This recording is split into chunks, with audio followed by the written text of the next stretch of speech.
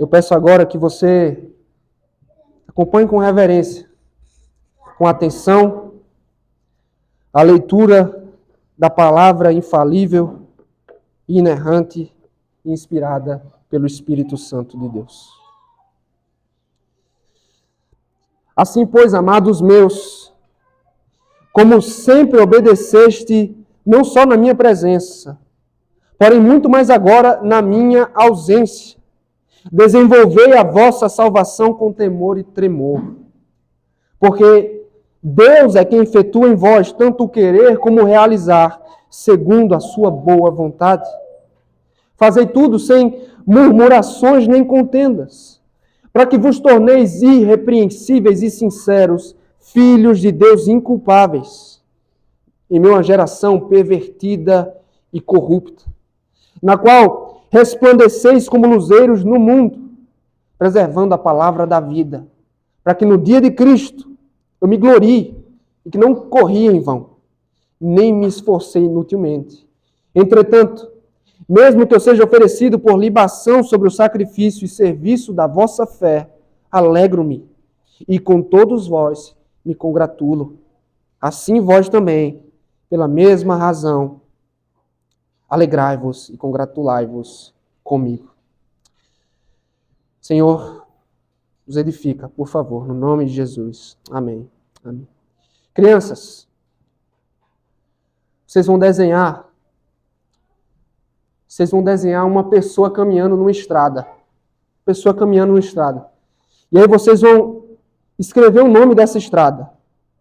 Salvação. Vocês vão desenhar uma pessoa caminhando numa estrada e ela está na estrada chamada Salvação. Tá bom? Vocês vão entender por quê. Tá? Meus irmãos, ao fim do capítulo 1, o apóstolo convocou os filipenses a viverem de modo digno do Evangelho, como cidadãos dos céus, enfrentando a pressão do mundo por amor a Cristo. No início do capítulo 2, ele convocou os irmãos da igreja a terem o mesmo sentimento de Cristo, que suportou a humilhação para a nossa salvação. A pergunta a ser feita neste ponto é: como eles atenderiam a essas exortações? Como na prática viveriam de modo digno do Evangelho? E como trilhariam a estrada da humildade? Ou seja, que poder eles tinham à disposição para atender essas ordens? É exatamente sobre isso que Paulo trata na sessão que será exposta na noite de hoje. O crescimento espiritual ao longo da vida cristã. Nesses versículos, irmãos, Paulo nos colocará diante da necessidade do cristão buscar crescimento em santidade pessoal, de sua responsabilidade nesta tarefa e do poder de Deus que tem à disposição para cumpri-lo. Por isso, o convite do texto para cada um de nós na noite de hoje é para acompanharmos os filipenses na obediência a esse chamado: desenvolver a vossa salvação. E este é o tema da mensagem que nós vamos ouvir na noite de hoje. Desenvolvendo a nossa salvação. Desenvolvendo a nossa salvação. Como os cristãos desenvolvem a salvação que receberam de Deus? Sobre isso, Paulo levanta 2 pontos importantíssimos sobre o crescimento em santidade. Primeiro, como os cristãos desenvolvem a salvação que receberam? Através do poder e da ação de Deus. Através do poder e da ação de Deus, versos 12 e 13. Olhemos como o apóstolo inicia sua exortação. Acompanhe comigo o verso de número 12. Ele diz: assim, pois, amados meus, como sempre obedecestes, não só na minha presença, porém muito mais agora na minha ausência, desenvolvei a vossa salvação com temor e tremor. Perceba primeiro, meus irmãos, como Paulo abre essa frase com o conectivo assim, pois. Ele é muito significativo aqui, porque ele liga diretamente o dever dos filipenses nesta sessão ao que Cristo fez em favor deles, conforme ouvimos na semana passada. E ainda que seja um tanto óbvio, eu preciso ressaltar a forma como Paulo se dirige aos seus destinatários, chamando-os de amados meus. Com isso, ele não só destaca a sua afeição por aquela igreja, mas ele deixa claro que ele está se dirigindo a cristãos. Ou seja, esta é uma ordem ou uma palavra dirigida exclusivamente a cristãos. É importante reforçar isso para evitar qualquer tipo de confusão quando nós formos interpretar o que significa desenvolver a salvação aqui. E o apóstolo continua lembrando-os do histórico de obediência daquela igreja. Paulo quer que a obediência de seus amigos filipenses supere a fidelidade que ele presenciou enquanto esteve ali no nascimento dessa igreja. Ou seja, agora era a hora de demonstrar ainda mais compromisso. O que Paulo espera deles, afinal de contas, desenvolver a vossa salvação. E talvez aqui você se espante, se talvez é a primeira vez que você colocou os olhos nesse texto. Como assim, João? Paulo não é o pregador da graça soberana? Ele não ensinou aos Efésios que somos salvos pela graça mediante a fé?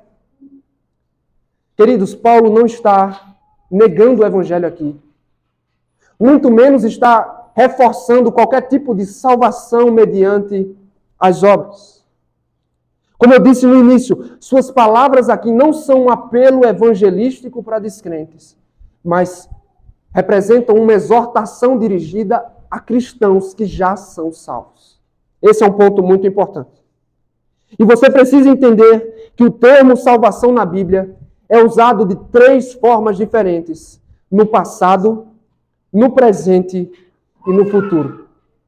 Ou dentro dos conceitos teológicos como justificação, santificação e glorificação.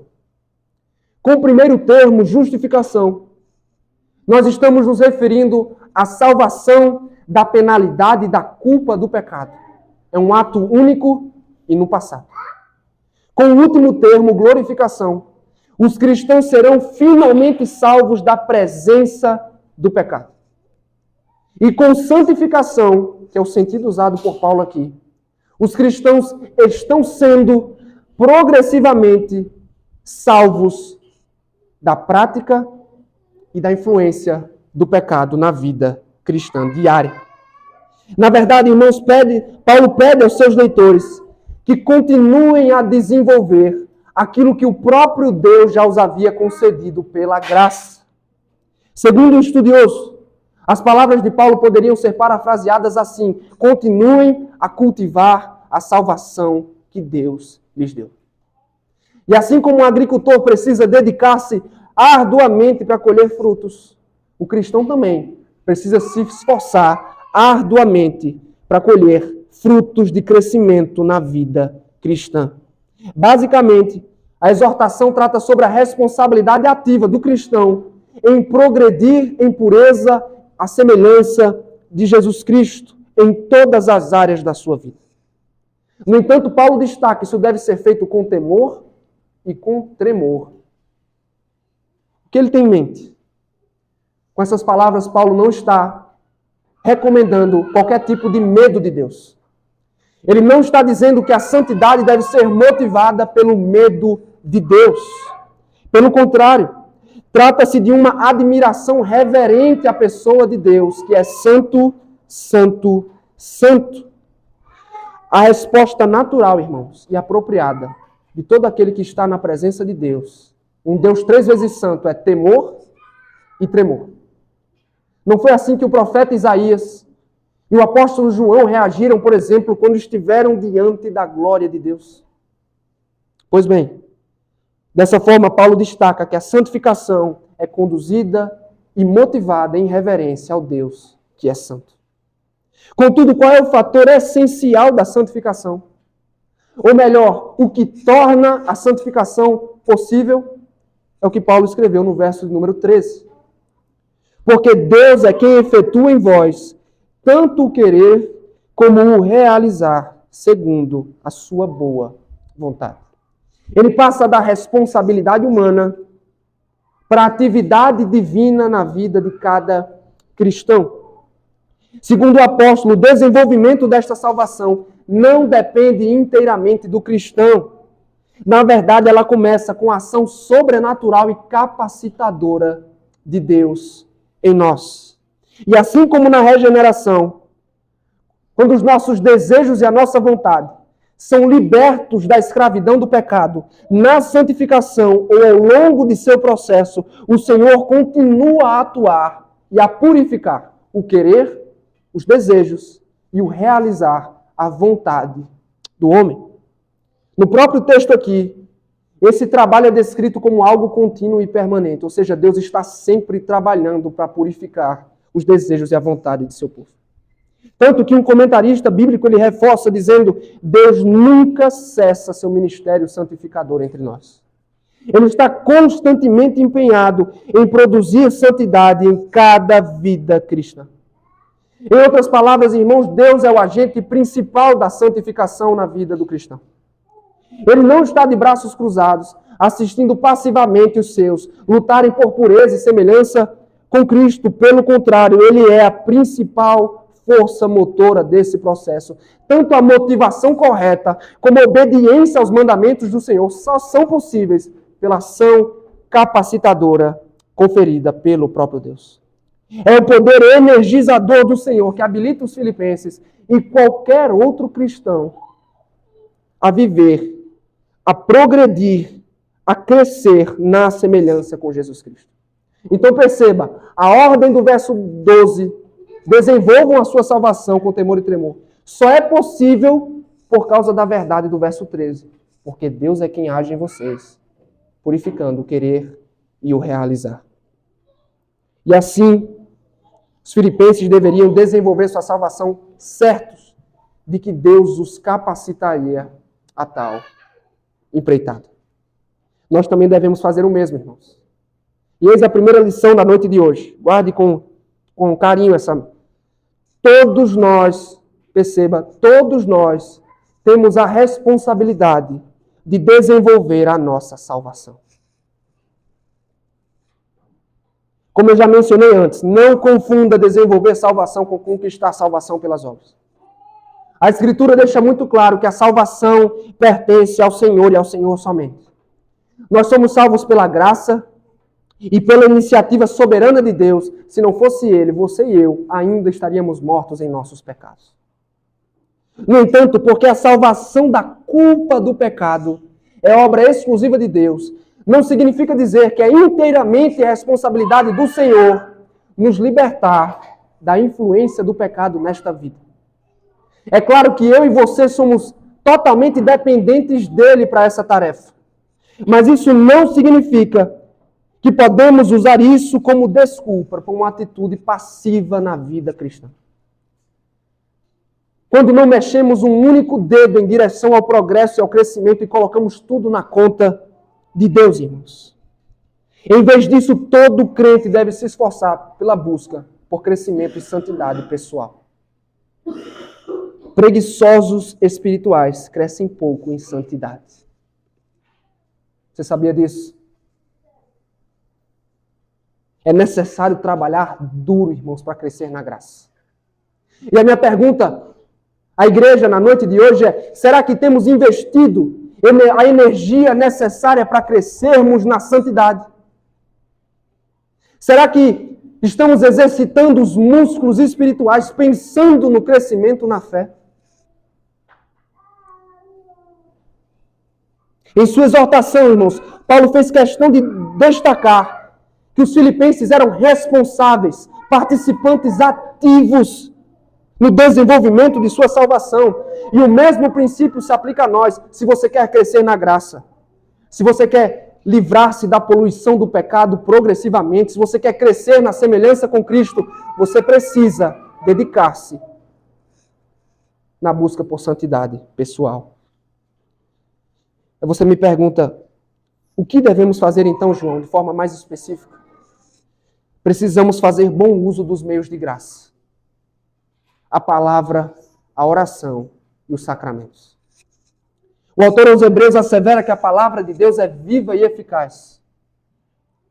No Salmo 119, verso 11, o salmista dá um conselho precioso. Ele diz: guardei no coração a tua palavra para não pecar contra ti. Será que é o que nós temos feito, irmãos? A minha pergunta para cada um de nós na noite de hoje é: como anda a sua leitura bíblica? Você tem o costume de ir às Escrituras em busca de sabedoria e graça para vencer os pecados na sua vida? Você está atento às advertências da Escritura e você faz uso de suas promessas para perseverar na estrada do crescimento cristão? E quanto à oração? Será que você e eu somos homens e mulheres de oração? Será que nós estamos orando de forma apropriada? Por exemplo, pedindo graça ao Senhor para vencer os pecados que nos assolam? Será que graça para resistir ao pecado? Será que costumamos rogar pedindo ao Senhor que nos livre da tentação e nos fortaleça em santidade? E quanto ao culto, irmãos? Você sabia que o culto no dia do Senhor foi planejado para ser uma bênção santificadora na sua vida? Quando nós estamos aqui orando, ouvindo a palavra, participando dos sacramentos quando eles acontecem, Deus está agindo para renovar o nosso ânimo e nos fortalecer na busca por santidade e pureza. Por isso, a pior coisa que você pode fazer, meu querido irmão, é privar a si mesmo e a sua família do culto ao Senhor. Porque há bênçãos santificadoras que são reservadas quando estamos ajuntados aqui. Sem contar com o auxílio que são amizades cristãs e boas conversas espirituais. Você deseja desenvolver sua salvação? Um bom conselho que eu poderia dar é cerque-se de pessoas com a mesma ambição. Conviva com pessoas que amam a Cristo e que amam a pureza, que são fascinadas pelo Evangelho e pela boa doutrina, que carregarão os fardos com você em meio às lutas da vida e principalmente serão pessoas com quem você poderá prestar contas de seus pecados. Eis os meios que temos à disposição, irmãos, para desenvolvermos a salvação. Vamos obedecer a ordem de Pedro que disse: cresçam na graça e no conhecimento de Jesus Cristo. Tudo bem, nós temos recursos à disposição, talvez você pense. Mas será que nós temos força para atender esta demanda? Será que estamos por conta própria nessa empreitada? E como nós ouvimos no texto, segunda lição, todos nós contamos com o poder de Deus atuando em nós. Você tem o poder de Deus atuando em você. Com sua graça poderosa, Deus está operando em cada cristão, a fim de que possamos buscar o crescimento dele pelo seu poder. Ouça bem, Deus está cultivando em mim e em você desejos piedosos e santos. Ele está alinhando o nosso caráter ao caráter de Cristo. E está habilitando a nossa vontade a vivermos de forma a agradá-lo. Você se lembra que na primeira exposição da nossa série, no versículo 6 do capítulo 1, Paulo disse assim: porque aquele que começou a boa obra vai terminá-la até o dia de Cristo. É exatamente o que Deus está fazendo no processo da santificação, irmãos. Sabe de onde virá o poder e a graça para vencer a imoralidade sexual, meu jovem? De Deus que atua no seu querer e no seu realizar. Sabe de onde virá o poder para ser um pai, um marido mais paciente, meu irmão? Do Senhor que atua no seu querer e no seu realizar. Talvez, meu irmão, você lute contra o pecado da murmuração, bem como com ansiedade. Sabe como você pode vencer essas coisas? Através da atuação de Deus em você. A mortificação do pecado, irmãos. E vencer as tentações do diabo só são possíveis pela graça de Deus e pela habitação do Espírito em nós. Tenha isso em mente. Encare a santificação, não como uma empreitada onde você é inteiramente dependente da sua força, dos seus méritos, das suas obras. Não é uma obra solitária, mas é um processo, onde ao mesmo tempo você é responsável, mas é também inteiramente dependente do poder e do agir de Deus em você. E sabe o que é muito confortante? Ouça bem isso, nunca mais esqueça do que eu vou dizer agora. Tudo que Deus exige do seu povo, Ele dá antes poder para que seu povo cumpra. Deus nunca exige nada de nós, irmãos, sem antes nos dar graça e poder para cumpri-los. Portanto, eu e você temos isso à disposição. Vamos desenvolver a nossa salvação. Amém? Nós estamos meditando no tema desenvolvendo a nossa salvação. Primeiro, nós vimos que isso se dá através do poder e da ação de Deus. Por fim, em segundo e último lugar, de acordo com os versos 14 a 18, como os cristãos desenvolvem a salvação buscando pureza no mundo. Buscando pureza no mundo. Com base em seu ensino sobre a santificação, Paulo agora dá uma série de aplicações para a vida diária. E é assim que ele começa nos versos 14 e 15.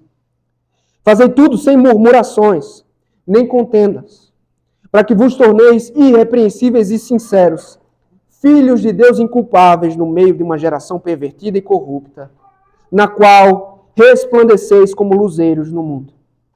Ele primeiro aborda o uso da boca, irmãos.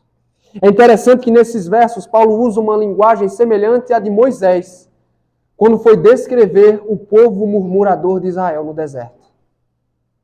Eles resmungaram contra Deus e Moisés em diversas ocasiões. E o que Paulo está reforçando aqui é: os filipenses não podem ser queixosos como os israelitas. Eles não devem dar lugar à murmuração e às disputas que surgem a partir dela. Como deveriam comportar-se, então, de forma irrepreensível e sincera? Com o primeiro termo, irmãos, irrepreensível, Paulo não está exigindo perfeição total dos cristãos. Ser irrepreensível não é sinônimo de ser sem pecado. Mas trata-se de alguém sem qualquer defeito óbvio ou flagrante. Dito de uma forma simples, é alguém onde é difícil você perceber pecados. Por sincero, o apóstolo tem em mente alguém que é inocente de transgressão, ou seja, que não toma parte nos pecados ao seu redor. O que o apóstolo está reforçando é: eles precisam dar evidências convincentes de que nasceram na família de Deus.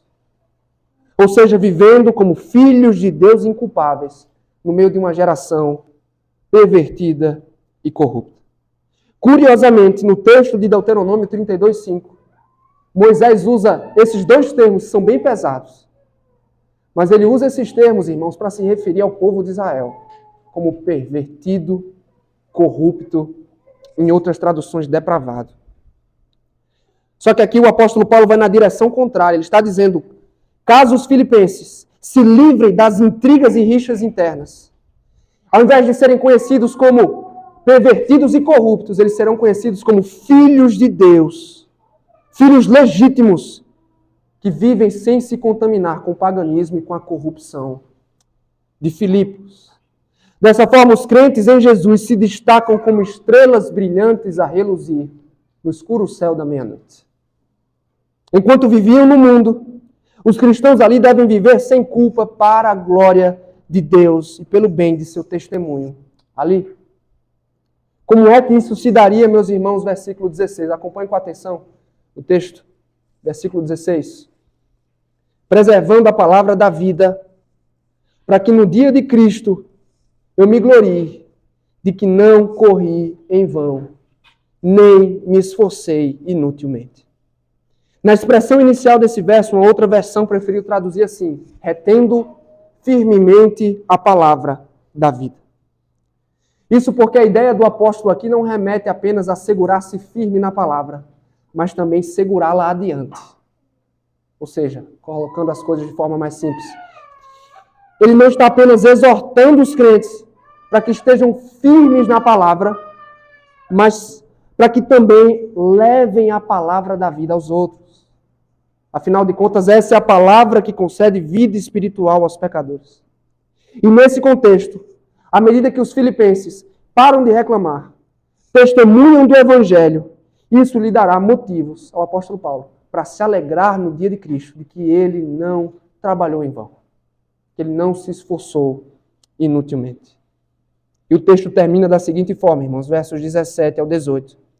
Entretanto, mesmo que eu seja oferecido por libação sobre o sacrifício e serviço da vossa fé, alegro-me e com todos vós me congratulo, assim vós também, pela mesma razão, alegrai-vos e congratulai-vos comigo. Aqui Paulo usa uma cena do Antigo Testamento. Quando os holocaustos eram oferecidos, ou seja, as ofertas queimadas no fogo, era costume ser oferecido também uma oferta de bebida, ou uma oferta de libação. O vinho, por exemplo, ele era derramado sobre um carneiro em chamas, e dali subia um aroma agradável à presença de Deus. O apóstolo está dizendo, com base nisso, que o seu serviço e o seu sofrimento são como vinho derramado sobre o serviço e sobre os sacrifícios espirituais dos filipenses. E é fantástico, irmãos, porque ao invés de se entristecer, Paulo está alegre no Senhor. A despeito do seu sofrimento, ele se mostra alegre por sua contribuição à fé dos filipenses. E não só isso, ele convoca os filipenses à mesma alegria. Em outras palavras, todo sofrimento, todos os custos dedicados a serviço da igreja e da fé evangélica são motivo de grande alegria, irmãos. Eis a alegria transcendente, que vence o sofrimento e que dá esperança ao futuro. E a pergunta a ser feita aqui é o que nós podemos aprender com Paulo. Preste atenção, primeira lição do texto. Por sermos filhos de Deus, devemos brilhar como estrelas na sociedade corrompida e depravada em que vivemos. As palavras de Paulo aqui, possivelmente você pegou a referência. Elas são ecos das palavras do próprio Jesus Cristo. Quando ele voltou-se aos seus discípulos e disse: vocês são a luz do mundo. Assim brilha a luz de vocês diante dos homens, para que vejam as suas boas obras e glorifiquem o Pai de vocês que está nos céus. Só que Paulo comunicou essa verdade através de uma analogia excelente, irmãos. Hoje, com as cidades iluminadas 24 horas por dia, em alguns momentos é até difícil encontrarmos estrelas no céu, não é mesmo? Mas basta você deslocar-se para um local um pouco mais afastado, para você deparar-se com aquela escuridão deslumbrante, uma imensidão de estrelas brilhando no céu. Vocês já viram, crianças, um céu tão estrelado que você ficou com dúvida para onde você ia olhar, para qual estrela você ia olhar? Pois bem, é isso que Paulo está dizendo aqui sobre os cristãos. Como as estrelas iluminam o céu escuro, os cristãos brilham em meio à sociedade corrompida que vive. Não há como evitar, irmãos, a realidade em que vivemos. Muito menos os ímpios, os descrentes com quem convivemos. Eles estão por toda parte. Eles trabalham nos mesmos prédios que vocês. Nós vamos aos mesmos mercados. Nós respiramos o mesmo ar que eles, só que tem um detalhe, irmãos, uma grande diferença. Nós não somos mais ímpios. Nós somos filhos de Deus por adoção. E por isso, nós precisamos viver como tais. Filhos de Deus brilham como estrelas em uma sociedade corrompida. Quando, por exemplo, são satisfeitos no Senhor, diferente dos ímpios. Cristãos não vivem a murmurar, irmãos. Cristãos não vivem reclamando, como se nos faltasse algo para completar a felicidade. Cristãos não são inteiramente dependentes de prestígio, de bens, do reconhecimento das pessoas. Porque em Cristo e com tudo que recebemos dele, nós somos plenamente satisfeitos. Como Paulo era na prisão. Nós também não temos necessidade de viver contendendo. Em contendas, em disputas com o cônjuge, com colegas do trabalho, com os irmãos da igreja, porque no Evangelho nós nos tornamos servos e consideramos os outros superiores a nós mesmos. Além disso, irmãos, estejamos atentos e sejamos rigorosos com o nosso procedimento no mundo. Será que nós somos irrepreensíveis em nosso viver? Será que as pessoas do trabalho, da faculdade, da escola, da família teriam dificuldade em encontrar pecados visíveis em nós? Será mesmo, cristãos, que somos inocentes dos pecados dessa geração? Se somos filhos de Deus, é assim que devemos nos portar. Portanto, conduza a si mesmo com temor e tremor. Viva de modo digno do Evangelho. Filhos de Deus são piedosos no falar, são santos em seu relacionamento, são dedicados em sua responsabilidade, contentes e satisfeitos em Deus em todo o tempo. Jovem, se você é um filho de Deus, você deve brilhar como uma estrela no meio de seus colegas ímpios. Você não deve se parecer com eles. É como você deve se conduzir, meu irmão e minha irmã, no trabalho. Sendo cuidadoso no falar, no portar-se, porque você precisa ser irrepreensível para a glória de Deus e para o bem do seu testemunho. Em toda e qualquer situação, irmão, sejamos filhos de Deus, inculpáveis, livres da culpa e dos pecados dessa geração, brilhando em meio a essa sociedade corrompida. Segundo lugar, não só isso, mas vamos também anunciar a luz do mundo a essa geração perdida. Sobre a vocação da igreja, o apóstolo Pedro disse o seguinte: perceba, vocês, porém, são geração eleita, sacerdócio real, nação santa, povo exclusivo de Deus, para quê? Para anunciar as grandezas daquele, perceba a ligação com a analogia do próprio apóstolo Paulo, que o chamou das trevas para a sua maravilhosa luz. Era o que os filipenses deveriam fazer na cidade pagã em que viviam, irmãos. E eu não sei se você consegue perceber isso com clareza. O declínio moral de uma sociedade está diretamente ligado ao silêncio do Evangelho. Muitas igrejas adotaram o Evangelho terapêutico, que ao invés de denunciar o pecado e apontar para Cristo, amacia o ego dos homens. E dessa forma, o pecado se alastra, sua influência depreda a nossa cultura e nós vemos corrupção, depravação na cultura ao nosso redor. E a pergunta é: como nós respondemos a isso, irmãos? Com a pregação do verdadeiro Evangelho. Como Paulo disse, usando sua linguagem, retendo a palavra da vida. O Evangelho é o poder de Deus para a salvação de todo aquele que nele crê. Ele é a única esperança para essa geração. A única esperança, irmãos, para o Brasil, para qualquer outra nação, para o mundo. Não são políticos melhores, não é investimento, não é educação. Antes de tudo isso, essas coisas têm sua importância. A única esperança da nossa geração é o Evangelho de Jesus Cristo. Tudo começa, meus irmãos, com um púlpito saudável e comprometido com o Evangelho da Graça. Um púlpito que não cede às exigências e à mordaça da cultura. Dessa forma, irmãos, daqui, a maldição do pecado deve ser anunciada. A justiça e a ira de Deus. A exclusividade de Jesus Cristo para a salvação, a necessidade de fé e arrependimento. E quando isso acontece daqui, os irmãos que estão aí são preparados para a obra do Evangelho. Para anunciar este Evangelho onde estiverem. É o que você deve fazer na escola com seus amigos. Esse é o assunto para se ter com colegas de trabalho. Essa é a pauta mais importante para a sua reunião familiar. O Evangelho de Jesus Cristo. Isso é uma obra urgente, irmãos. Porque o mundo jaz no maligno. E só há esperança para o mundo no Evangelho. Por fim, última lição.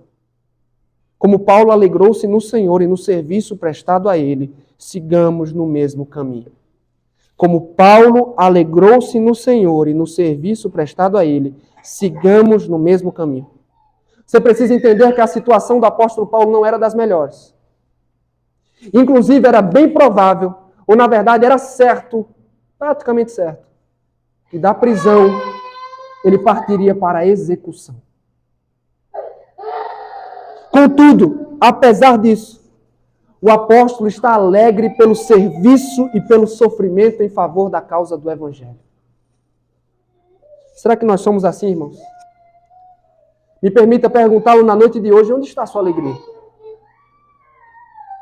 Onde está a nossa alegria? Com tanta facilidade, nós precisamos admitir. As coisas deste mundo despertam alegria em nós. Mas somos, irmãos, tão pouco animados pelo serviço que somos chamados a oferecer e a prestar a Deus. Muitas vezes andamos tristes, e para citar um pastor querido, se estamos tristes, é bem provável que nos falte ministério. Se estamos tristes, é bem provável que nos falte ministério e serviço à igreja. O ministério cristão, irmãos, embora seja mesmo difícil, nos coloca perto de Deus, quando nos leva para a palavra e para a oração. Como fracos e limitados que somos, nós sabemos que precisamos correr constantemente na direção de Deus. E quanto mais corremos para Deus, mais felizes nós somos. Então, a partir do exemplo de Paulo, eis o conselho que eu e você precisamos seguir. Vamos nos voltar de nós mesmos. Vamos deixar de nos concentrar em nós mesmos para nos concentrar em Deus e para servir o seu povo. Dessa forma, esteja certo, nós vamos desfrutar de alegria nas situações mais complicadas da vida, irmãos. A ordem de desenvolver a salvação é apenas para cristãos. Ela é consequência da salvação recebida pelo Evangelho de Jesus Cristo. E a minha pergunta para você na noite de hoje é: você já tem essa salvação? Eu não estou perguntando se você é membro da igreja, se você já foi batizado, se você apresenta-se como um cristão. Eu estou lhe perguntando: Cristo é Senhor sobre a tua vida? Cristo é tua única salvação? Você confia inteiramente nele para a sua salvação? Se sua resposta é ainda não, eu quero exortá-lo dizendo: esta é a questão mais urgente a ser resolvida na sua vida.